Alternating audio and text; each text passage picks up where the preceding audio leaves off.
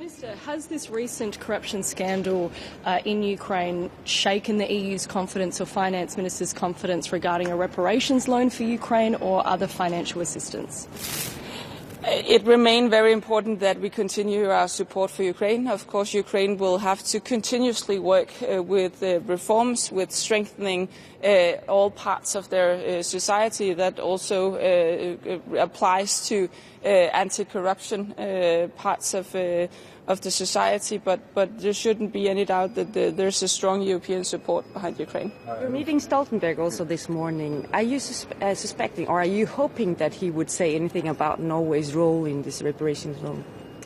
Well, we have a very strong, the European Union has very strong ties with Norway, and Norway has also been supporting Ukraine from the very beginning. We haven't had any specific discussion on the best way forward here from the Norwegian contributions, but of course it's important that Norway also contributes, just like we're talking to other like-minded countries outside of the European Union, like the UK, Canada, for example. So we'll see, but I remain confident that Norway still plays a role, whether it being as a part of the reparations loans or in any other cases. Russian external intelligence several days ago, they published a statement with language of threat against Belgium to prevent Belgium from support of reparation law. I understand that this threat for all members of EU.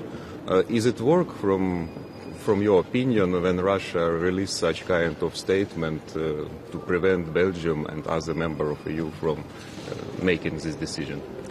Well, I think it's important to remember that the European Union as a whole finds ourselves in a situation where there is a hybrid warfare with Russia, and any one of us could be threatened on any day in different occasions. A lot of countries have experienced drones within their airspace, for example. So I think, to be honest, that's a new normal, and we shouldn't let any occasions where we are hit by Russian hybrid warfare threaten us and remain from or sustaining from actually supporting Ukraine. Can I ask about Belgium's demand? So it wants the legal and financial risks associated with the loan to be shared, but one of the things that the was said at the last UCO was that he wanted other member states which have Russian assets to harness them to support Ukraine. Do you think that demand is reasonable? Well, I think we should have a discussion in general on what's the best way forward to support Ukraine and how can we mobilize as many funds as possible for Ukraine. So we're, of course, open to find the best way forward. I don't have any specific comments on that. Are there any other options instead of the reparation loans? Well, we will be discussing, of course, which kind of options there could be, as also per request of the European leaders at their last summit. That's what we'll also be discussing today. To be honest, to me it still looks like the best way forward would be the reparations loan, but we will have a discussion on that today, and also from there on work on actually solving the different issues that could be connected to that. Are you optimistic that a deal could be reached by the next European Council or at the next European Council, or are you pessimistic?